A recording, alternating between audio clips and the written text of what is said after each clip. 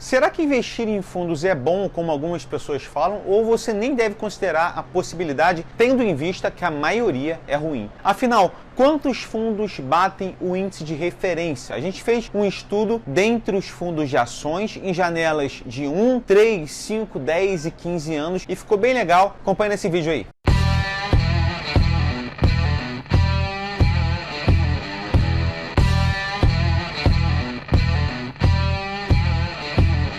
Fala pessoal, sejam todos muito bem-vindos ao canal da Carteira Z. Nesse canal a gente fala sobre investimentos com gestores, dá insights sobre fundos de investimentos. Então eu queria pedir para você curtir, compartilhar esse vídeo para que mais pessoas tenham acesso como sempre, beleza? Bom, em junho de 2021 a gente produziu um vídeo aqui no YouTube sugerindo a reflexão se valeria a pena investir em ETFs ou fundos de investimentos.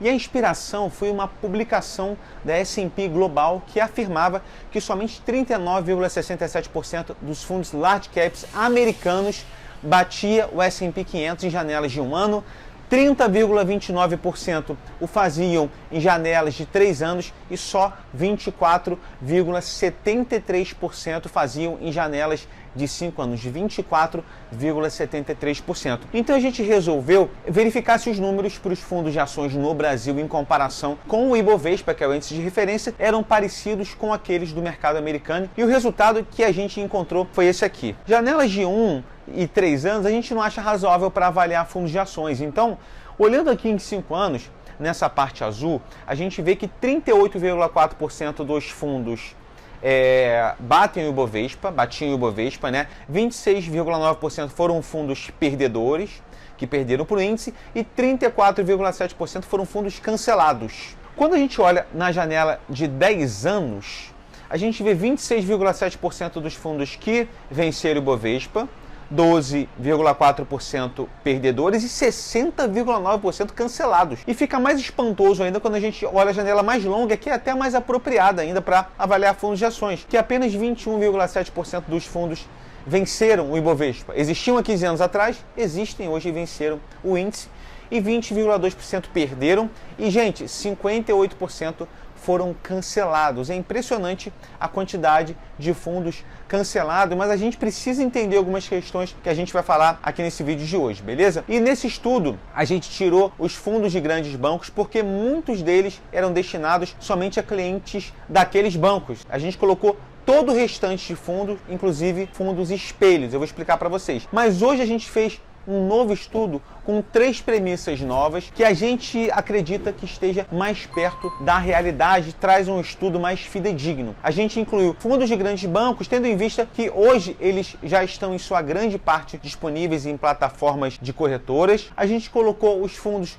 com mais de 50 cotistas. E aqui, essa escolha concentrou nossa análise nos fundos mais relevantes da indústria, do ponto de vista do investidor de varejo. Esse critério reduziu o número de fundos cancelados ao longo do tempo, porque muitos fundos da indústria são criados com o propósito de atender a um pequeno grupo de investidores de alta renda. E essa galera busca mais personalização, flexibilidade, economia de custos. E esses fundos não estão disponíveis para o investidor de varejo e, por diversas razões, muitas vezes são encerrados após um curto período de existência. Isso acontece demais. Inclusive, há alguns fundos cancelados vencedores que aparecem no estudo, ou seja, fundos que deixaram de existir, fizeram cisão com outros e trouxeram rentabilidade acima do benchmark. Eu acho que ninguém fica muito incomodado quando recebe um dinheiro com lucro, mesmo se o fundo foi cancelado. E a gente também tirou desse estudo novo os fundos espelhos, e essa foi a principal mudança em relação ao estudo anterior, porque muitas vezes o fundo principal tem vários fundos espelho para personalizar a estratégia para diferentes grupos de investidores. A gente vê, por exemplo, fundos Access no BTG, os fundos Advisor na XP, os fundos Seleção no Itaú, são fundos destinados, fundos espelhos, destinados àquela corretora. Só que esses fundos espelhos, eles podem ter entre si diferenças em prazos de resgate, valores mínimos de aplicação, taxa de administração, entre outras coisas, mas eles investem quase todo o seu patrimônio líquido na estratégia principal, também chamada de fundo master. Se a gente não retirasse os fundos espelhos da pesquisa, a gente estaria incluindo os resultados de uma mesma estratégia principal 2, 3, 4, 5, 10 ou mais vezes na contagem. E isso, você concorda que distorceria os resultados? A retirada dos fundos espelhos foi um trabalho que a gente fez muito árduo. Ela teve que ser realizada manualmente. Cerca de 300 fundos espelhos em um universo de 900 foram identificados e removidos da base de dados. Então, galera, a gente chegou nesse resultado aqui desse novo estudo, que ficou mais fidedigno, né? Nas janelas de 5, 10, 15 anos aqui, a gente vê que em 5 anos 38,1% dos fundos foram vencedores, 56,5% perdedores, 5,4% cancelados. Na janela de 10 anos, 31,8% dos fundos foram vencedores, 55,7% perdedores e 12,5% cancelados. E na janela que eu gosto mais, que é a mais longa, de 15 anos, 42,6% foram vencedores, né? Existiam há 15 anos, existem hoje, bateram o Ibovespa.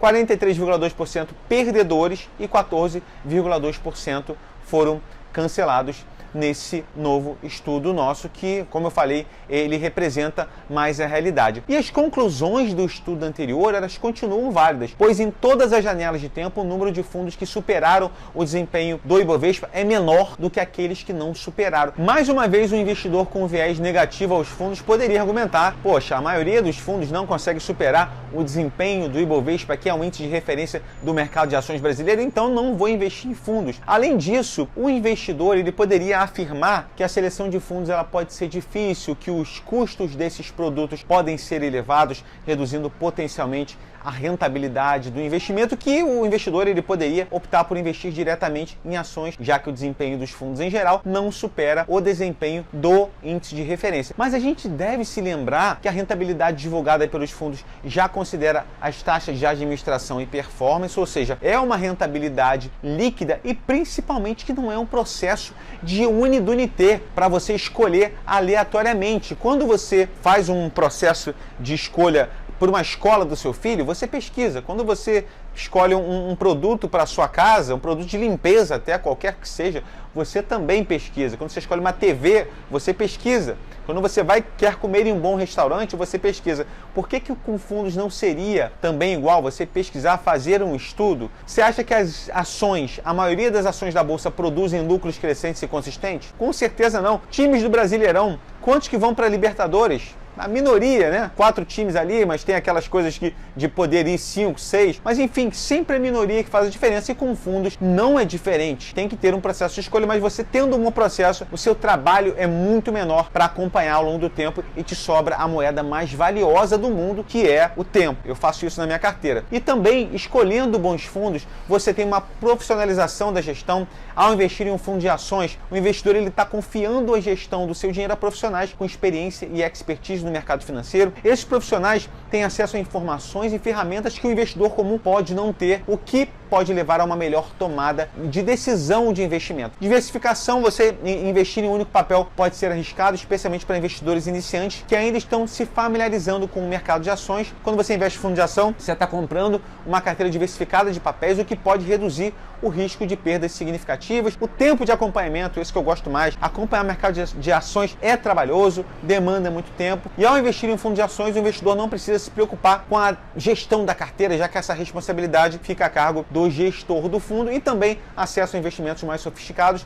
Alguns fundos de ações oferecem acesso a investimentos que podem ser difíceis ou caros de se obter individualmente, ações de empresas estrangeiras, requer um estudo maior também. E podemos deixar de falar que os fundos de ações oferecem flexibilidade, permitindo que o investidor entre e saia do fundo com facilidade. Claro que tem a liquidez ali de 15, 30 dias, 60, mas é bem tranquilo geralmente. E a carteira Z, por exemplo, gente, na nossa carteira de ações, né, fundos de ações, a Z-Hard, que é a mais agressiva, ela rende desde o início, desde 2018, já temos quase 6 anos, mais de 200% do Ibovespa, mais do dobro do índice Ibovespa, o que prova que é um processo de seleção vencedora. A carteira Z é especialista em escolher bons fundos, e a carteira Z-Hard, inclusive, bate o fundo Dínamo, que é referência na indústria de fundos de ações desde o início dela, né, de 2018, com uma lavada. Vou pedir pro Caio colocar na tela aqui. Então, gente, eu espero que vocês tenham gostado desse vídeo explicando ali sobre a minoria dos fundos baterem o Ibovespa no médio, longo prazo, que é óbvio, né?